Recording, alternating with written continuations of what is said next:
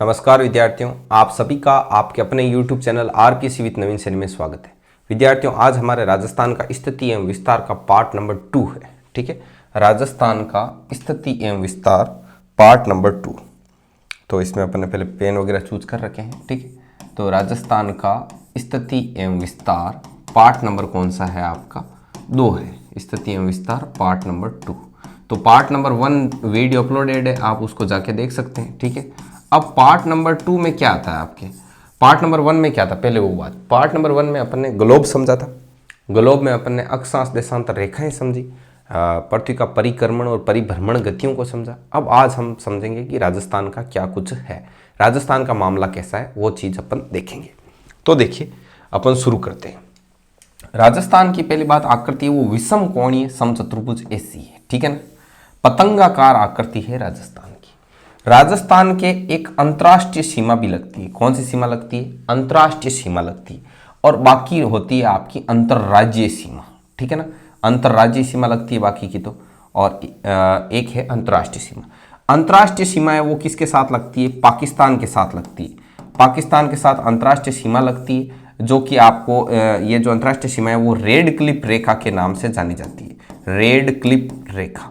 देखिए, ये जो मैं चीज़ें बता रहा हूँ ये सब कुछ नोट्स में लिखी हुई है। नोट्स आपको टेलीग्राम पर मिलेंगे। टेलीग्राम चैनल का लिंक डिस्क्रिप्शन में दिया हुआ है, वहाँ से आप जाके देख सकते हो। आपको लिखने की भी बिल्कुल भी आवश्यकता नहीं है, आपको सिर्फ सुनना है। ठीक है ना। अब ये रेड क्लिफ रेखा है, इसकी लंबाई वगैरह बता देता हूँ मैं। ठीक है, 1070 किलोमीटर इसकी लंबाई है। ठीक है, और बाकी की जो सीमा है वो पूरी अंतर्राज्यीय सीमा है। ठीक है, इसकी राजस्थान की कोई भी जलीय सीमा नहीं है, सारी की सारी स्थलीय सीमा है। ठीक है, इधर यहाँ पर पंजाब लगता है अपने बॉर्डर टच में, फिर लगता है हरियाणा, फिर लगता है आपका यूपी। ठीक है ना, तो और यूपी के बाद में ये एमपी है टच में, और एमपी के बाद में ये यहाँ तक का रहता है गुजरात। ये मैं रफली बता रहा हूँ आपको। ठीक है, और देखिए राजस्थान की जो ये राजस्थान है, इसकी जो ये लंबाई है, लंबाई और ये चौड़ाई, लंबाई और चौड़ाई है, इसमें 43 किलोमीटर का अंतर होता है। ठीक है ना, ये क्वेश्चन फर्स्ट ग्रेड में पूछा था और भी कई जगह पूछते हैं। ठीक है ना, तो राजस्थान 826 किलोमीटर तो क्या है ऐसे लंबा है, और 869 किलोमीटर ऐसे क्या है चौड़ा है। तो ये चीज़ है। अब अपन राजस्थान के बारे में मोटे मोटी तौर पर अपन मैंने आपको बताया है कि कैसे क्या है। तो अब एक राजस्थान में यहाँ से कर्क रेखा गुजरती है। कर्क रेखा है वो बांसवाड़ा से यहाँ से गुजरती है कर्क रेखा, ध्यान रखना। और भी कंसेप्ट है वो आते रहेंगे। तो राजस्थान का मोस्टली भाग है वो कर्क रेखा के उत्तर में, वैसा है। तो चलिए अब अपन इसको थोड़ा पीडीएफ में पढ़ेंगे कि राजस्थान के बारे में और भी जैसे छोटी छोटी चीज़ें, जैसे राजस्थान के लिए राजस्थान शब्द का प्रयोग सबसे पहले कहाँ हुआ, राजपूताना शब्द पहले राजपूताना बोलते थे, राजपूताना सबसे पहले किसने बताया, ऐसे जो मैंने फैक्ट्स है छोटे छोटे वो मैंने लिख करके रखे हैं। तो मैं आपको एक एक इंट्रोडक्शन करवाता हूँ। ठीक है ना, पहले ये तो अपन ने कल पढ़ लिया था, तो पहले अपन चलते हैं उस पीडीएफ पर। ठीक है ना, ये रही, एक सेकेंड ये। अब देखिए इसको करते हैं अपन पहले बड़ा, फिर बढ़िया तरीके से अपन इसको पढ़ेंगे। अब इंपॉर्टेंट चीजें ली गई है, कचरा बिल्कुल भी नहीं है, ध्यान रखना। इससे ज्यादा शॉर्ट करने की आप कोशिश मत करना कि इससे भी मैं काट छांट कर सर नोट्स बना लूँ, वैसी कोई गुंजाइश इसमें नहीं है। आई होप आपको बढ़िया तरीके से दिख रहा होगा। थोड़ा सा और बड़ा कर लेता हूँ आपको तो, ठीक है ना। तो इतना बड़ा, अब ये खूब है भाई, ये सफिशिएंट है। ठीक है ना, तो देखिए सबसे पहली लाइन पढ़ते हैं। राजस्थान के लिए, रेड कलर में ले लेते हैं, बढ़िया दिखेगा। राजस्थान के लिए राजपूताना जो शब्द है, इसका सबसे पहले प्रयोग है वो जॉर्ज थॉमस ने किया था। जॉर्ज थॉमस ने सबसे पहले राजस्थान के लिए राजपूताना शब्द का प्रयोग किया, और कब किया? 1800 ईस्वी में किया। मोस्ट इंपोर्टेंट फैक्ट है। तो राजपूताना शब्द का प्रयोग सबसे पहले जॉर्ज थॉमस ने 1800 ईस्वी में किया। उसके बाद में राजस्थान के लिए जो राजस्थान शब्द का प्रयोग है वो किया था आपके कर्नल जेम्स टोड ने 1829 में, अपनी जो पुस्तक थी the एनालस and antiquities of Rajasthan, इसमें किया। तो राजस्थान के लिए जो राजस्थान शब्द है, इसका सबसे पहले जो प्रयोग है वो कर्नल जेम्स टोड, और कर्नल जेम्स टोड को घोड़े वाले बाबा के नाम से भी जाना जाता है। किसके नाम से जाना जाता है? घोड़े वाले बाबा के नाम से भी इनको जाना जाता है। ठीक है, इन्होंने 1829 में इनकी एक पुस्तक थी the एनालस and antiquities of Rajasthan, इस पुस्तक में इन्होंने इसका प्रयोग किया था। The एनालस and antiquities of Rajasthan पुस्तक के लेखक कौन है? ये क्वेश्चन कई बार पूछा हुआ है। और बहुत ही महत्वपूर्ण क्वेश्चन। तो आपको हर एंगल से प्रिपेयर करना है कंटेंट को। ओके, अब देखिए राजस्थान की जो आकृति है वो कैसी है, वो विषम कोणीय चतुर्भुज के जैसी। विषम कोणीय चतुर्भुज बोले तो पतंगाकार है।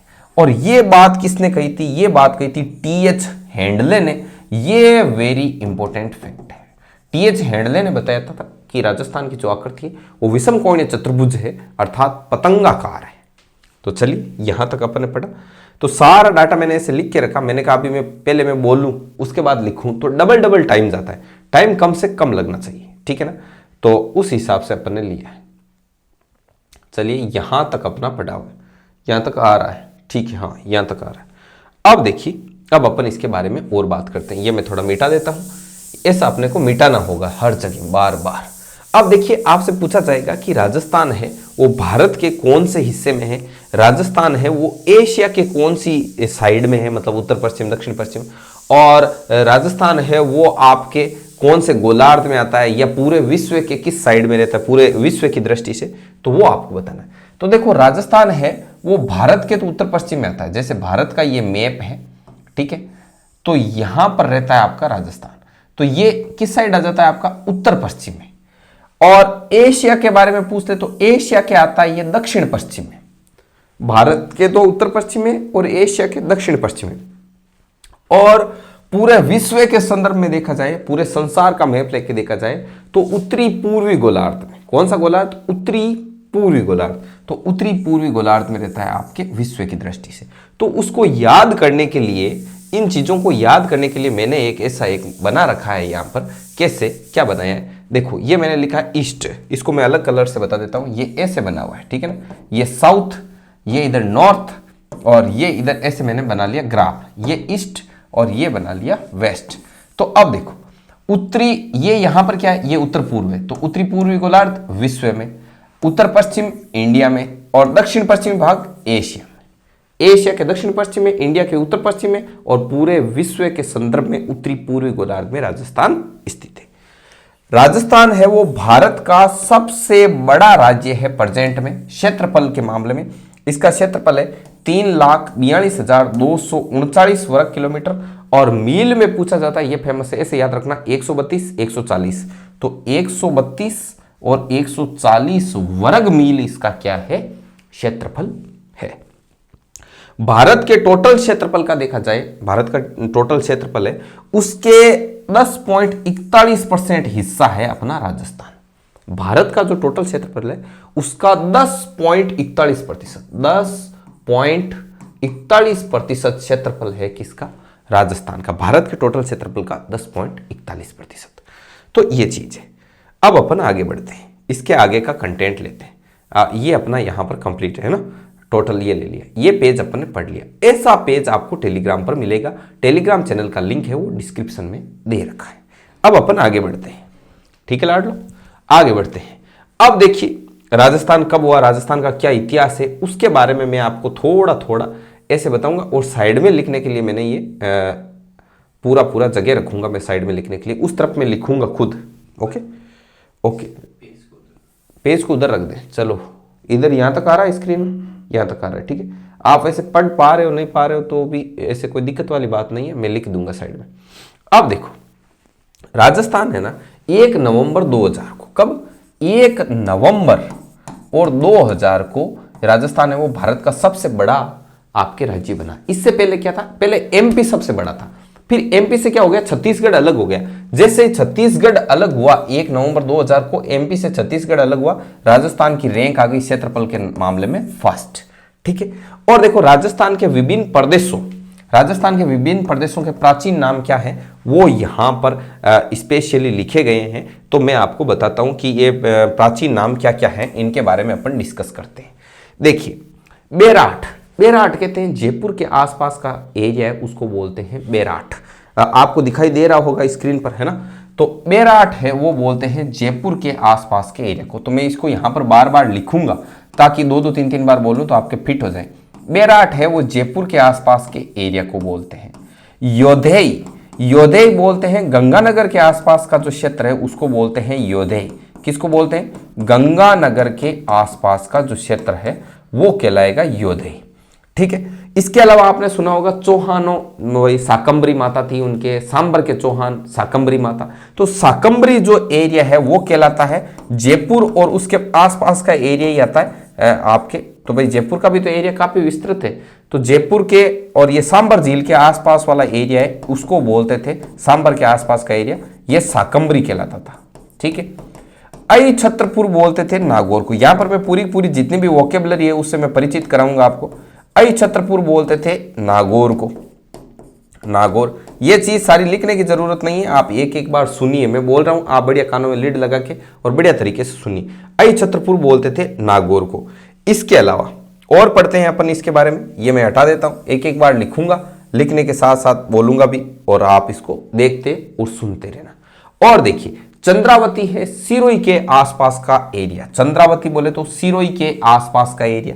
सीवी प्रदेश किसे कहते हैं? सीवी प्रदेश कहते हैं उदयपुर और उसके आसपास का एरिया। सिरोही के आसपास का एरिया कहलाता है चंद्रावती और सीवी प्रदेश कहलाता है उदयपुर के आसपास का एरिया।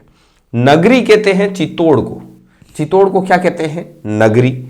मध्यमिका है वो भी क्या है? नगरी। चित्तौड़ को ही बोलते हैं, मध्यमिका भी वहां पर है। कांठल बोलते हैं माही। माही नदी का जो पहले बात वो क्षेत्र है वो क्या कहलाता है? कांठल कहलाता है। तो प्रतापगढ़ और आसपास की जो जगह है, माही नदी, प्रतापगढ़ आसपास का एरिया, वो कहलाता है कांठल। ठीक है। वागड़ क्षेत्र किसे कहते हैं? तो डूंगरपुर और बांसवाड़ा, ये बहुत ही ज्यादा फेमस है, ये क्वेश्चन एग्जामिनर का फेवरेट रहता है, वागड़।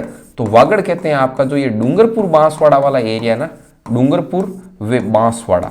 तो डूंगरपुर व बांसवाड़ा वाला जो एरिया है वो कहलाता है आपका वागड़ प्रदेश। कौन सा प्रदेश? वागड़ प्रदेश कहलाता है। ठीक है। और राठ क्षेत्र किसे कहते हैं? ये आपको कम सुनने को मिलता होगा। देखो राठ क्षेत्र, तो राठ क्षेत्र कहते हैं अलवर। अलवर, अलवर वाला एरिया है वो कहलाता है राठ क्षेत्र। ठीक है, ये हो गया। अब मैं बताता हूं छप्पन का मैदान। छप्पन का मैदान आता है आपके डूंगरपुर, ये जो बांसवाड़ा एरिया वाला होता है ना, बांसवाड़ा के आसपास का, यहाँ पर, तो ये कहलाता है छप्पन का मैदान। ठीक है। यहाँ पर बताते हैं कि छप्पन नदी नाले, इनके छप्पन गांवों का ये समूह है। ठीक है ना, इसको कहते हैं छप्पन का मैदान। छप्पन की पहाड़ियां हैं वो बाड़मेर में, ध्यान रखना। छप्पन का मैदान बांसवाड़ा में आप काउंट कर लो, लेकिन छप्पन की जो पहाड़ियां हैं वो कहां पर है? वो है आपके बाड़मेर में। ये इंपॉर्टेंट है, कंफ्यूजन में मत रहना कि भाई छप्पन का मैदान है वहीं छप्पन की पहाड़ियां। इसके अलावा मेवल, मेवल किसको कहते हैं? मेवल डूंगरपुर बांसवाड़ा वाला एरिया, जो वागड़ प्रदेश वाला एरिया वही मेवल वाला। ठीक है ना। कांठल बांसवाड़ा और प्रतापगढ़ का सम्मिलित एरिया था, थोड़ा बहुत बांसवाड़ा का भी टच में आता है। अबूर्द प्रदेश कहते हैं, आबू सिरोही वाला प्रदेश है उसको कहते हैं अबूर्द। अबूर्द, ठीक है ना। तो ये चीज आ गई। अब इसको मैप में भी देखेंगे अपन। सुवर्णगिरी, सुवर्णगिरी जालोर और आसपास के एरिया सुवर्णगिरी। मारवाड़, जोधपुर के आसपास वाला एरिया मारवाड़। और यहां पर है मंडावली और त्रिवेणी, ये धानवन। ये देखो मतलब मांड क्षेत्र है ना, मंडावल, मंडावल, त्रिवेणी और धानवन, ये जैसलमेर और उसके आसपास का एरिया है। अब अपन इनको देखते हैं थोड़ा थोड़ा मैप में। ठीक है ना, कि मैप में ये किस प्रकार का दिखाई देता है। तो चलिए अपन अभी शुरू करते हैं। ओके, एक सेकंड रुको, ये इसके टच हो गया, इस वजह से चला गया, इसको हटा देते हैं। अब देखिए इसको थोड़ा सा अपन देखते हैं मैप में। मैप में किस प्रकार से दिखेगा अभी आप देखना। ये वाला देखो, ये पूरा मैप में है, आप बढ़िया तरीके से इसको देख सकते हो। देखो अब देखो, ये स्वर्णगिरी, भीनमाल, जालोर यहां आ गया। छप्पन की पहाड़ियां यहां बाड़मेर में आ गई। लेकिन जो छप्पन का मैदान है वो देखना नीचे बांसवाड़ा की तरफ दिया रहेगा। ये वागड़ प्रदेश डूंगरपुर बांसवाड़ा वाला, ये कांठल, ये मध्यमिका नगरी। अब देखो ये देसरोवर, ऊपरमाल, इनको भी अभी देखेंगे। ये शाकंभरी, आई छत्रपुर, नागौर, बेराठ, इन सब चीजों को आप पीडीएफ में आराम से देख लेना, बार बार दिखाने की कोई यहां पर विशेष आवश्यकता नहीं। ठीक है, तो ये चीजें हैं मेनली मोटे मोटी तौर पर मैंने आपको बता दिया कि बेराठ किसको बोलते हैं वगैरह वगैरह। तो चलिए अब अपन थोड़ा सा आगे बढ़ते हैं। और मैंने यहां पर क्या लिख रखा है, ये एक्स्ट्रा एड किए हुए नोट्स हैं, बहुत ही ज्यादा इंपॉर्टेंट साबित होंगे, आप एग्जाम में देखना इनको। ठीक है ना। अब देखो, अब देखिए आपने गिरवा तो पढ़ ही रखा होगा। गिरवा के बारे में आपको कई जगह पढ़ने को मिलता है कि उदयपुर के चारों ओर की जो तस्तरी नुमा पहाड़ियां होती है वो क्या कहलाती है? गिरवा कहलाती है। लेकिन जो आपने नहीं पढ़ रखा है वो देखना, अनंत या अनंत गोचर, ये किसको बोलते हैं, सिक्कर से शाकंभरी के बीच का जो क्षेत्र है उसको बोलते हैं अनंत गोचर। सिक्कर से सांबर के बीच का क्षेत्र कहलाता है अनंत या अनंत गोचर। ठीक है, देशहरो, जरगा और रागा ये क्या है, ये पहाड़ी क्षेत्र है। ठीक है, ऊपरमाल है वो भैंसरोडगढ़ और बिचौलिया के बीच के ये ऊपरमाल क्षेत्र कहलाता है। तो ये कंटेंट था आपका, मोटे मोटे तौर पर आपने जैसे कि देखा है। तो नोट्स वगैरह पूरे बने हुए हैं, इसमें कोई दो राय नहीं है, पूरा मैप बना हुआ है, बढ़िया तरीके से आप देखो इसको। ठीक है, चलते हैं अपन नेक्स्ट पेज की ओर। अब देखो इसमें क्या दे रखा है, इसमें राजस्थान के बारे में देखो, इसको मैं छोटा करके थोड़ा सा इधर साइड में रख लेता हूं और मैं बनाता हूं मैप खुद। ठीक है, अब राजस्थान का इसमें अक्षांशीय और देशांतरीय विस्तार दे रखा है। ठीक है ना, तो राजस्थान है वो 23 डिग्री 3 मिनट 23 डिग्री 3 मिनट पूर्वी देशांतर से लेकर 30 डिग्री 12 मिनट तक पूर्वी देशांतर तक, ये इसका अक्षांशीय विस्तार है। ठीक है, और इसके अलावा सॉरी ये ऐसे नहीं, एक सेकंड रुको, ये अक्षांशीय मैंने देशांतरीय लिख दिया, एक सेकंड मैं इसको हटाता हूं, एक सेकंड रुको। अब देखो ये अक्षांश तो ऐसे होता है ना, देशांतर होते हैं ऐसे। अक्षांश में देखो 23 डिग्री 3 मिनट अक्षांश से लेकर 30 डिग्री 12 मिनट अक्षांश तक, ये तो है इसका अक्षांशीय विस्तार। ठीक है, और देशांतरीय विस्तार आता है इसका 69 डिग्री 30 मिनट से लेकर के 78 डिग्री 17 मिनट तक, ये इसका क्या कहलाता है, देशांतरीय विस्तार है। ठीक है ना, तो अब इनमें पूछेगा क्या, आपसे डिफरेंस पूछता है। ठीक है, डिफरेंस पूछा जाता है। पहले मैं बता दूं कि ये सॉरी यहाँ पे मिनट है, 60 मिनट बन करके और 1 डिग्री बनता है, ये ध्यान रखना। तो अब देखिए आपसे पूछेगा कि इनके बीच में गैप कितना कितना है, तो ये आप ध्यान रखना कि जैसे 69 डिग्री 30 मिनट से 78 डिग्री 17 मिनट के बीच में 8 डिग्री 47 मिनट का क्या आता है, गैप आता है। मतलब ये इसका क्या है, आपके विस्तार है। ठीक है, और 23 डिग्री 3 मिनट से 30 डिग्री 12 मिनट के बीच में पूछ ले आपसे, तो 7 डिग्री 9 मिनट का इनके बीच में क्या है, गैप है। तो ये गैप पूछते हैं। और राजस्थान के जो आपके चौड़ाई और लंबाई, इसमें जो गैप है वो 43 किलोमीटर का, वो कई बार पूछा गया है, बहुत ही ज्यादा महत्वपूर्ण है। इसके अलावा और देखिए, राजस्थान में जो कर्क रेखा है वो 23 डिग्री 30 मिनट उत्तरी अक्षांश से गुजरती है। 23 डिग्री 30 मिनट उत्तरी अक्षांश राजस्थान के डूंगरपुर के तो दक्षिण से गुजरती है और बांसवाड़ा के मध्य से गुजरती है। डूंगरपुर के दक्षिण से और बांसवाड़ा के मध्य से गुजरती है कर्क रेखा। ध्यान रखना, माई नदी है वो कर्क रेखा को कितनी बार कट करती है, 2 बार कट करती है। तो ये चीजें हैं मेन। ठीक है, और राजस्थान के बारे में पूछ ले तो ये उपोष्ण या शीतोष्ण कटिबंध में आता है। ठीक है ना, उपोष्ण कटिबंध ऑब्लिक शीतोष्ण कटिबंध में स्थित है। तो मेन जो चीज है वो मैंने आपको बता दी। अब 1-2 पूछते हैं कि यहां पर जो पॉइंट है वहां पर कौन सा गांव है, यहां पर कौन सा गांव है, यहां पर कौन सी जगह है, यहां पर कौन सी जगह, ऐसी चीजें आपसे पूछी जाती है। तो इनके बारे में भी अपन थोड़ा थोड़ा यहां पर क्या कर लेते हैं, जिक्र कर लेते हैं कि क्या चीज है क्या नहीं है। ठीक है, तो ऊपर की तरफ तो यहां पर तो है कोणा गांव गंगानगर, कोणा गांव गंगानगर, कोणा गांव गंगानगर आता है आपका यहां पर। ठीक है, और दक्षिण में आपका सबसे नीचे आता है बोरकुंड गांव बांसवाड़ा। ठीक है ना, बोरकुंड गांव बांसवाड़ा, बोरकुंड गांव बांसवाड़ा है यहां पर। ठीक है, और इसके अलावा इस तरफ है सिलान गांव धौलपुर, सिलान गांव धौलपुर। कुछ भी लिखना मत, बस आप तो सुनते जाना। ये यहां पर है सिलान गांव धौलपुर। और इधर आ जाता है अपना जैसलमेर, यहां पर है कटरा गांव, और तहसील कौन सी लगती है कटरा गांव की, सम तहसील लगती है। ठीक है ना, सम तहसील, और ये है आपका जैसलमेर, जैसलमेर।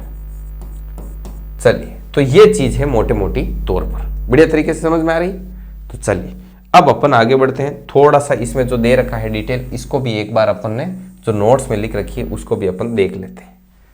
अब देखो नोट्स वाला, इसको मैं सिर्फ जूम करूंगा, आप बढ़िया तरीके से पढ़ना। देखो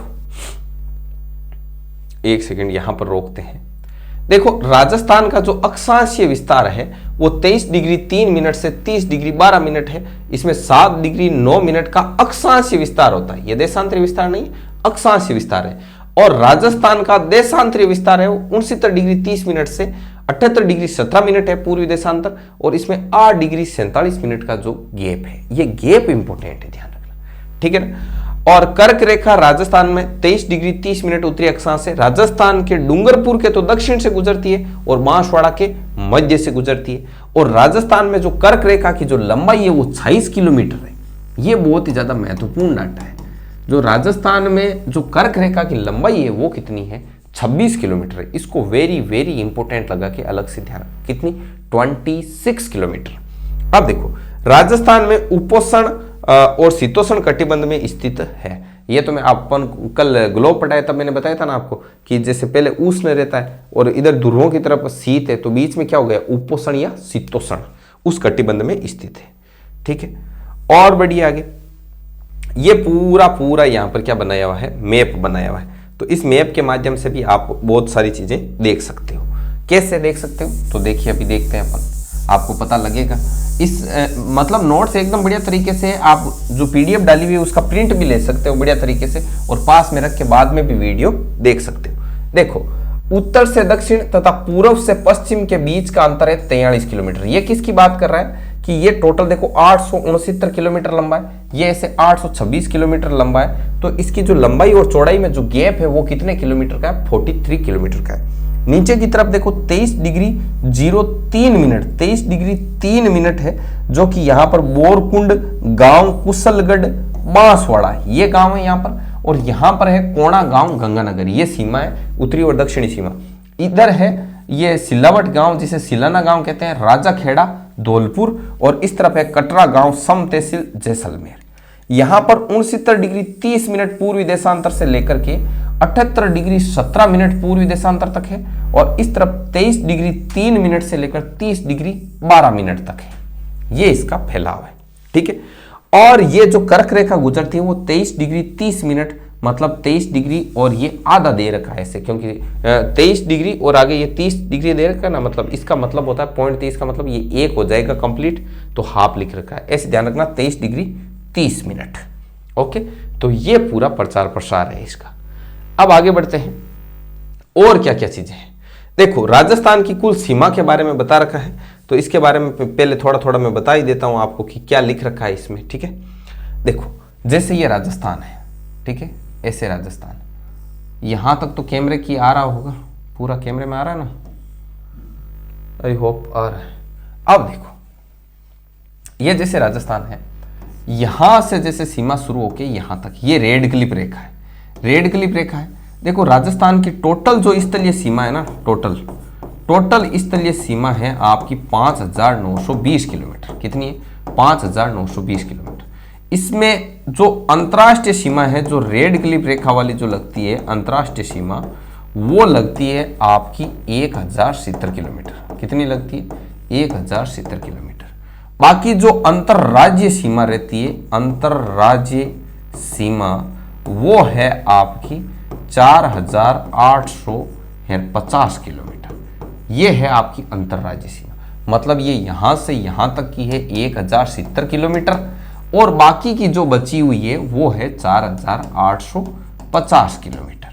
अब यहां पर कौन कौन से जिले आते हैं, देखो सबसे पहले यहां पर आता है गंगानगर। ठीक है, गंगानगर के बाद में यहां पर लगता है आपका बीकानेर, बीकानेर के बाद में आपका लगता है जैसलमेर। ठीक है, और जैसलमेर के बाद में लगता है आपका बाड़मेर। सीधी सीधी बात पूछ ले, अंतर्राष्ट्रीय सीमा पर कितने जिले हैं, तो 4 है, उत्तर से दक्षिण और दक्षिण से उत्तर क्रम पूछे तो भी आप इनको बढ़िया तरीके से लिख सकते हो।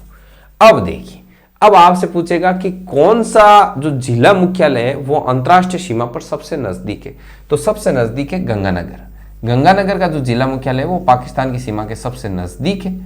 और ऐसे पूछे कि कौन सा जो जिला है, जो जिला मुख्यालय है वो अंतर्राष्ट्रीय सीमा से सर्वाधिक दूर है, तो सर्वाधिक दूर धौलपुर है, ध्यान रखना वैसे तो। लेकिन पूछे कि अंतर्राष्ट्रीय सीमा से सटे हुए जिलों में से कौन सा जिला मुख्यालय सबसे दूर है, तो बीकानेर। बीकानेर का जिला मुख्यालय इन सटे हुए 4 जिलों में से 4 जिलों के जिला मुख्यालय में से सबसे दूर है। ये इस कंसेप्ट में एक बारीक अंतर है। इसके अलावा पूछे कि ये रेखा कहां से शुरू होती है और कहां पर खत्म होती है, तो देखो यहां पर जो हिंदूमल कोट है गंगानगर, हिंदूमल कोट गंगानगर, हिंदूमल कोट गंगानगर, यहां से तो ये होती है शुरू रेखा। ठीक है। और इस तरफ अपन बात की जाए, यदि इस तरफ यदि आपसे बात की जाए तो ये यहां पर बाड़मेर में आपके गांव में बाकासर गांव बाड़मेर, ठीक है ना। तो ये सॉरी सागड़ गांव में बाकासर, यहां पे तहसील लगती है। एक सेकेंड, पूरा आराम से लिख देता हूं। साहगढ़ गांव बाकासर बाड़मेर, यहां तक ये आपकी क्या है, लाइन आती है, ठीक है। तो ये चीज है मेन। तो मोटे मोटे तौर पर आपको चीज बता दिया कि कितने से किलोमीटर की है वगैरह वगैरह, ये सारी चीज, ठीक है। और देखिए एक चीज और है कि जो ये रेड क्लिप रेखा को रेड क्लिप रेखा ही क्यों कहते हैं। पहली बात, ये काल्पनिक रेखा है, वहां पे जाओगे तो ऐसे नहीं है कि भाई लाइन ही बनी हुई है पूरी, ठीक है ना। मतलब रेखा खींची हुई है कि भारत पाकिस्तान सीमा का निर्धारण है, जो 14 से 17 अगस्त 1947 को किसने किया था, सर रेड क्लिप ने किया था। तो उनके नाम पर ही, उनके सम्मान में इस रेखा का नाम क्या रख दिया, रेड क्लिप रेखा। तो अब एक बार अपन जो अपने नोट्स हैं उनको अपन पढ़ लेंगे, ठीक है। तो एक थोड़ा सीमा वाला रहता है, वो भी आप देखना चाहो तो आप देख सकते हो।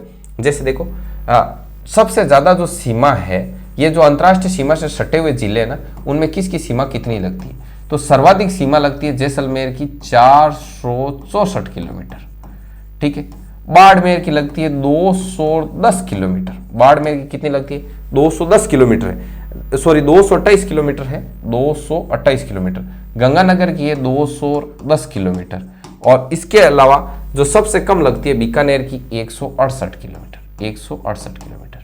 तो ध्यान रखना, सर्वाधिक किसकी, सर्वाधिक है जैसलमेर की। जैसलमेर की सीमा लगती है 464 किलोमीटर। उसके बाद में सेकंड हाईएस्ट, दूसरे नंबर पर किसकी लगती है, 228 किलोमीटर बाड़मेर की। उसके बाद में लगती है आपकी गंगानगर की 210 किलोमीटर। और सबसे ज्यादा सीमा सबसे कम किसकी लगती है, बीकानेर की 164 किलोमीटर। ऐसे आप इसको थोड़ा ध्यान में रखना। तो ये चीज है, तो इसको अब हटा दें, जो डाटा लिखा अपन। अब अपन थोड़ा नोट्स में देख लेते हैं, ठीक है ना। एक बार इनको भी रीड कर लिया करो। देखो यहां से अपन इसको पढ़ना शुरू करते हैं। देखो राजस्थान की जो कुल स्थलीय सीमा है वो 5920 किलोमीटर है। इसमें 1070 किलोमीटर अंतर्राष्ट्रीय सीमा है पाकिस्तान के साथ, जिसको अपन रेड क्लिप रेखा कहते हैं, रेड क्लिप, ठीक है ना। रेड क्लिप क्यों कहते हैं, क्योंकि 14 से 17 अगस्त ये लिखा हुआ भी है कि पाकिस्तान के साथ अंतर्राष्ट्रीय सीमा 1070 किलोमीटर का निर्धारण सर रेड क्लिप ने 14 से 17 अगस्त 1947 को किया था। इसे रेड क्लिप रेखा कहा जाता है, इनके नाम के सम्मान में ही, ठीक है। अब देखो 4850 किलोमीटर है वो अंतरराज्यीय सीमा है, जो कि टोटल 5 राज्यों के साथ लगती है। यह क्वेश्चन भी इंपॉर्टेंट है कि राजस्थान की सीमा जो अंतरराज्यीय सीमा है वो कितने राज्यों के साथ लगती है, तो 5 राज्यों के साथ लगती है, ठीक है। अब अपन इसमें आगे बढ़ते हैं और आगे बढ़ के अपन एक चीज देखेंगे अभी, ठीक है। यहां से लेकर के यहां पर अब देखिए, अब इसको पढ़ते हैं बढ़िया तरीके से, रीड करते हैं कि कौन कौन सी सीमा कितनी कितनी लगती है, क्या लगती है, कैसे लगती है, उनके बारे में देखते हैं।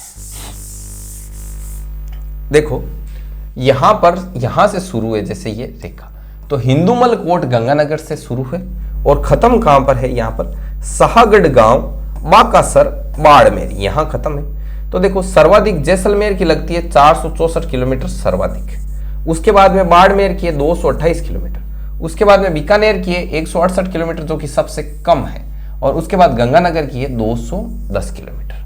तो ये कंसेप्ट है, समझ में आई बात। तो आज के वीडियो में अपन इतना ही पढ़ेंगे, ठीक है। सफिशिएंट है आज के लिए इतना मैटर। आप बढ़िया तरीके से इसको एक बार क्या कर लेना, रीड कर लेना। कितने मिनट का वीडियो बन गया, लगभग 30 मिनट के समथिंग वीडियो बन रहा है, ठीक है विद्यार्थियों। तो ये वीडियो आपको कैसा लगा, इसके बारे में एक तो आप कमेंट करके जरूर से जरूर बताइएगा। यदि आपको ये चीज अच्छी लगती है, पूर्णतया निःशुल्क है, सब कुछ निःशुल्क है, समझाया वो फ्री है, वीडियो लेक्चर पूरा फ्री है। इसके अलावा पीडीएफ है वो भी पूरी फ्री है, टोटली फ्री है। बस प्रिंट निकालो, पढ़ो, सीखो, फिनिश, ठीक है विद्यार्थियों।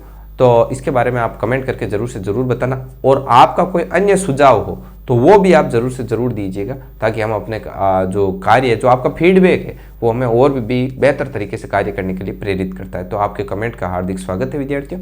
तो मिलते हैं नेक्स्ट वीडियो में, तब तक के लिए जय हिंद, जय भारत।